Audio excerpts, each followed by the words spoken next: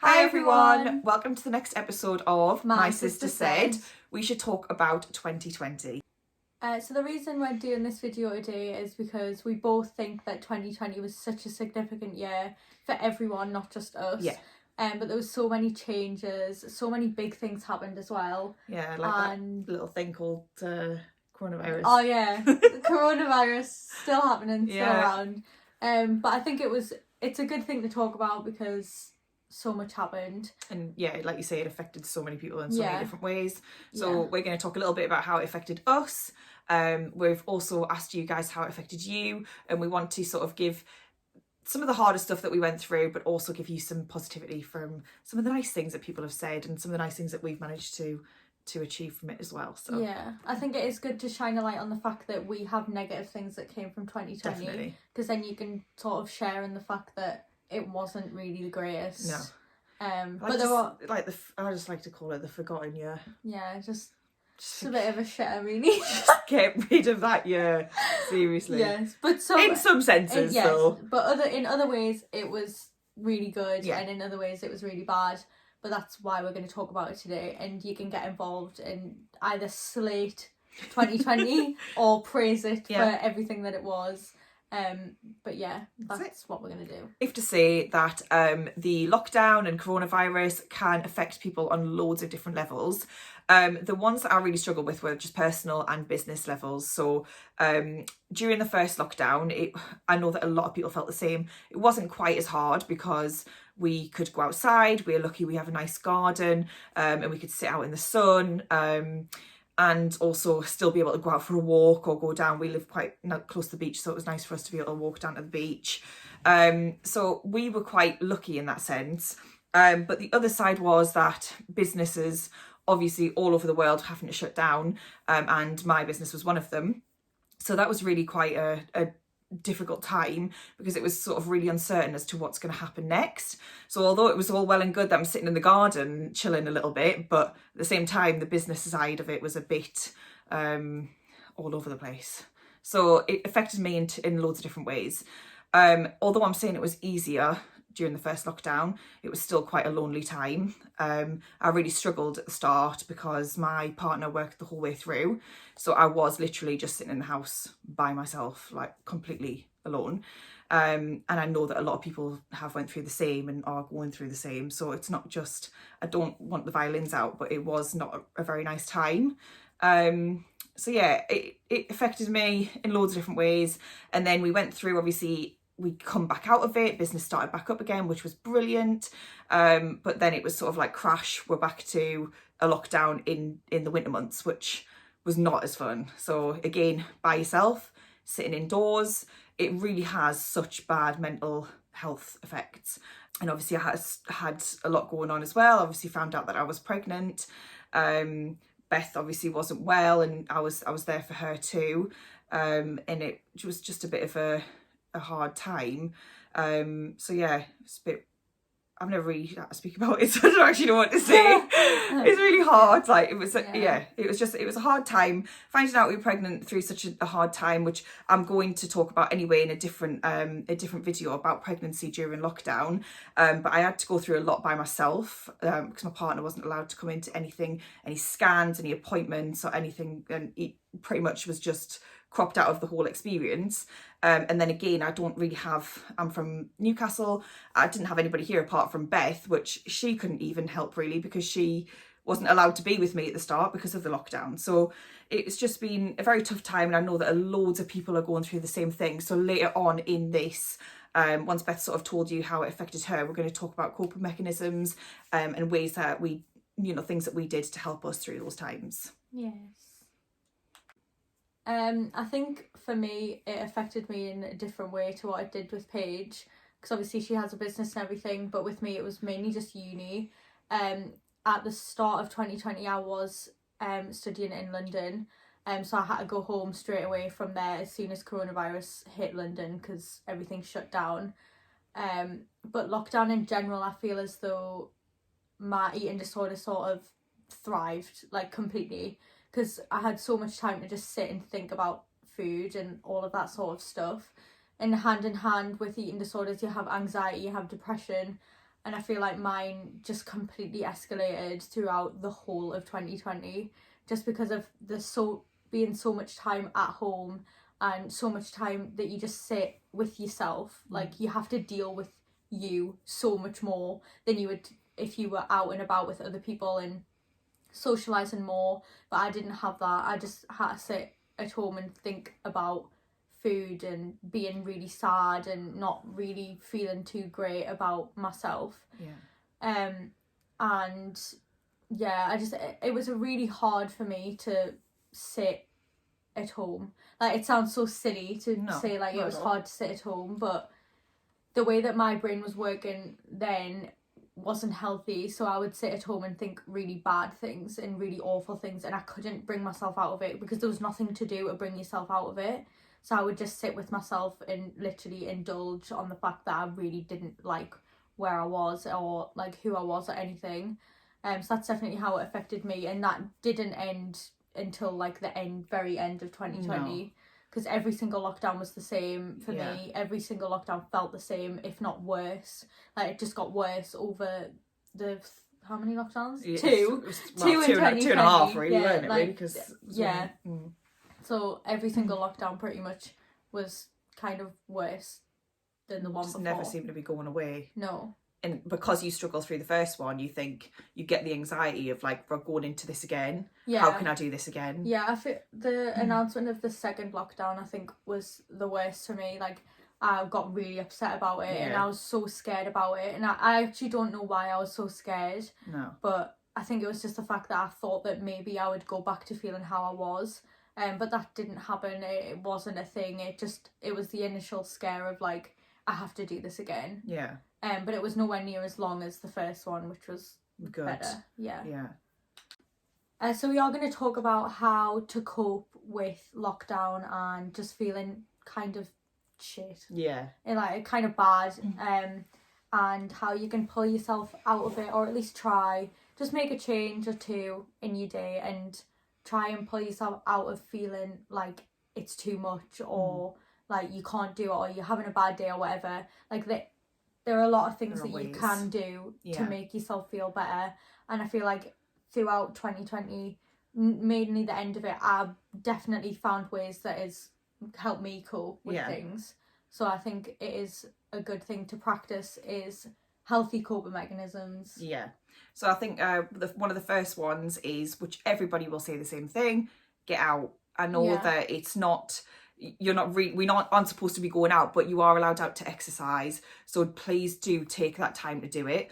And I know that sometimes it feels like the last thing you want to do is go out for a walk or go just have a walk around the block, even like if it's raining or it's cold, you might be like, no thanks, but you know that when you come back you will feel so much better for doing it. Even if it's like 5 minutes, like, it literally does not matter. Just do something, just get out.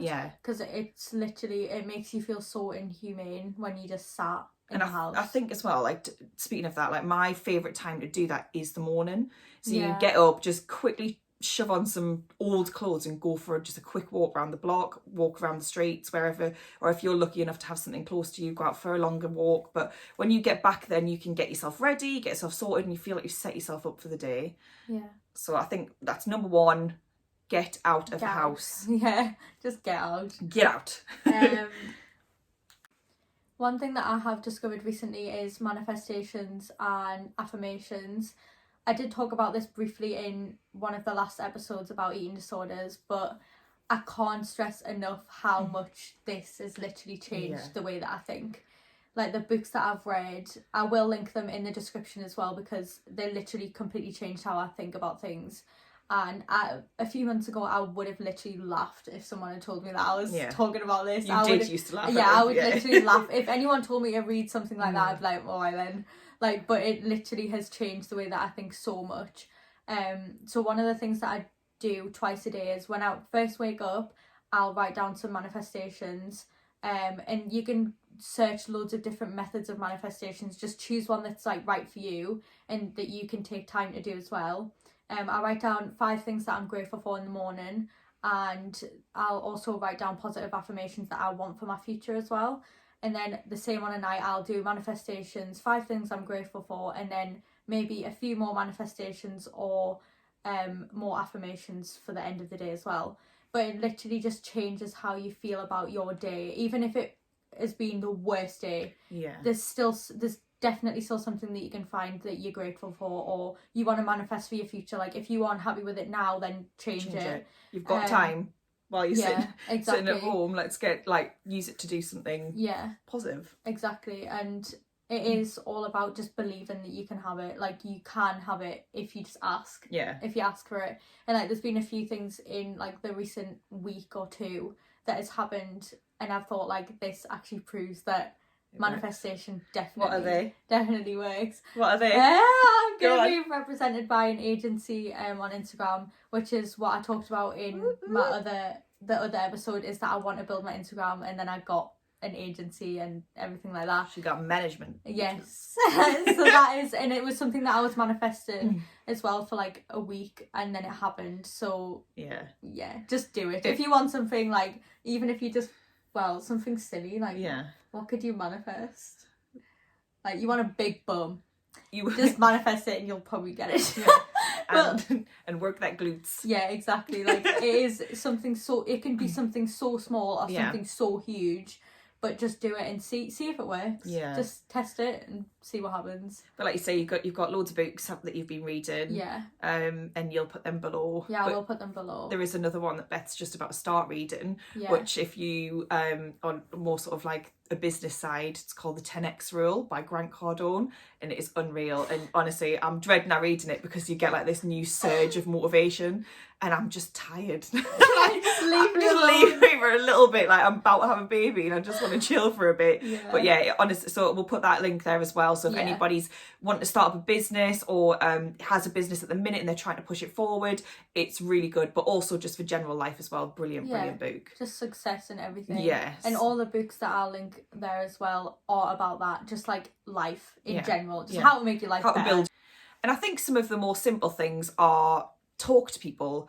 I know that everybody's always on this hype, and especially in the first lockdown, everyone was on such a hype about doing like weekly FaceTimes with all your family and playing games and things. I feel like it just died out a little bit, but didn't it though? It did. Like Zoom and stuff was so hyped in the first like everyone was doing games night on a Friday, and like everyone needs. I think that is such a big thing. Like talking to your friends and not forgetting that you're all in the same situation. So realistically, what else are you doing on Friday night? Yeah, just reach out. I'm sure that whoever you reach out to feels exactly the same and wants to do that. Who wants to just chat and like get drunk on FaceTime to your friends. Like who cares? Like literally do what you want to do and make yourself feel a little bit happier, and like you have some company there as well. Yeah, especially if you live alone. Like just may as well. Someone will be free to talk to you because there's nothing else to do. No, so talk to people. The other thing is, like, really might sound a bit stupid, but relax, chill out. Like, everybody is in this situation now. Yeah. Like, I know that it just seems a bit lazy, but take some time to actually just learn about yourself and relax and be in your own company a little bit. Like, don't be so hard on yourself because you're not working or you're not working out or whatever. Like, okay, but we're going through a pandemic, so like what has anybody ever been through this before? Exactly. Everyone is going through the same thing. Everyone will have days where they think, oh my god, what is going on? What do I do with myself? Just chill. Watch something that you really like to watch, or watch a film, pick a new series to start. Like it literally, there's so many things that you can do just for yourself. And on that note, then if you could pick one program for someone to watch, what would it be? Oh my god, The Queen's Gambit. 100%. That was so good. It's literally amazing. What was that other one we watched? So that was really good. Ratched. Oh, Ratched is on Netflix. So good. And that has Sarah Paulson in. Oh my god, that is also amazing. So The Queen's Gambit and Ratched are the two top recommendations. 100% from 2020. From 2020. Yeah, they were definitely our favourites. Yeah, absolutely. Cool.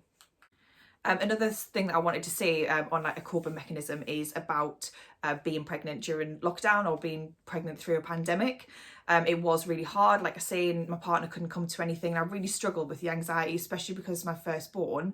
I did a course called hypnobirthing, which sounds really hippie and crazy, but it's really not, and it completely opened my eyes. I am not a mumsy person. I am not schoolgate mam. So for me to do something like that, it was very different for me as well, but it was absolutely amazing.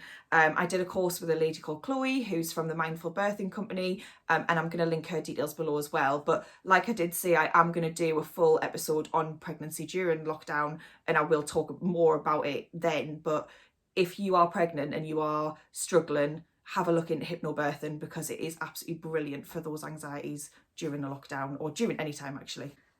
So we will end on a positive note for this video as well. We're going to talk about our positives from 2020, and we would also love to hear about your positives from 2020 if you haven't told us on Instagram already. If you have, we are going to read some of them out, and yeah, let's just do it. So let's get into it. One of my big positives obviously was that I managed to get pregnant, and we are going to be having a little baby girl, which is obviously lovely. So Yes. Can't take that away from 2020. No. It was actually quite good news. Yes. So yeah. One of my positives is I ended up moving in with Paige. Yeah, just never leaving. Yeah, not in the best circumstances, No. but it ended up being for the best anyway. Yeah. Me and Paige haven't lived together for about 5 or 6 years. Probably a bit longer than that. Yeah. Yeah. So a very long time, and we literally spend every single minute of every day pretty much together. Loves it. And it's getting a bit much. Oh. But that was definitely one of the biggest positives of 2020 Yeah. for me. Another positive for me is probably that I finally got treatment for anorexia and went into recovery, and I'm still doing it as well, so that's a positive that's came from 2020, is the fact that I'm actually getting better. Well. Yeah, and I feel better as well. And you look better. Yeah.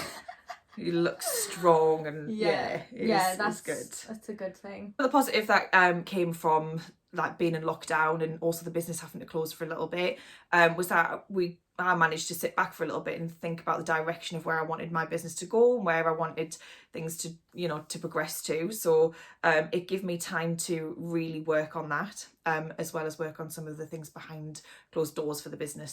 Okay, so we're going to read out some of the positives from you guys. So we have a couple on here who both had children. One had a beautiful baby girl, and another had a lovely little boy. So congratulations to you both, and that's lovely news. That is very nice. Someone said made new friends at uni, which is kind of similar to mine as well. That's nice as well. It's good positive to have people at uni. Definitely. Yeah. Someone else said became more focused on myself and found new things I love.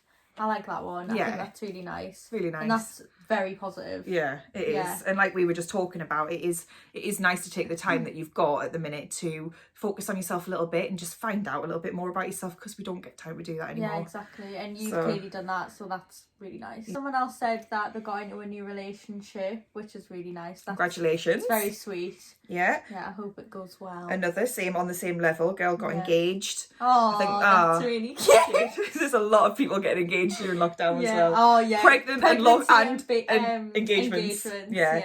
And there's another one here. I work for the NHS, and I loved being able to help lots of different people. I think that's really nice. good. Yeah. I know that it's obviously must be really hard for you, so well done, and big up the NHS. Yes. So we do hope that you enjoyed today's episode. We did, and we think it's nice to talk about things like 2020 when it's not really the greatest thing. It went fun. But everyone's sharing the same experiences. And so although it was rubbish, again, we do have some positives to bring out of it. So every cloud has a silver lining, as they like to say. Yeah, and I hope that our coping mechanisms and tips and stuff do help someone. Yeah. Because it definitely helps us. Definitely. And like we said, there's books, there's links, everything down below in our bios. So check them out. If you think that they're going to help you all, then give them a go, because what have you got to lose? Yeah. And as well, if you haven't watched the first 3 episodes of My Sister Said, then please go back and watch them. We do have a fairly deep episode and a funny episode as well. But yeah, please go back and watch them. Follow us on Instagram, like our Facebook page, subscribe, like this video. Yay, share it. Share it with your friends. Indeed. Yes. So we do hope that you enjoyed it. And we'll see you on Friday. Yes. Okay. Bye.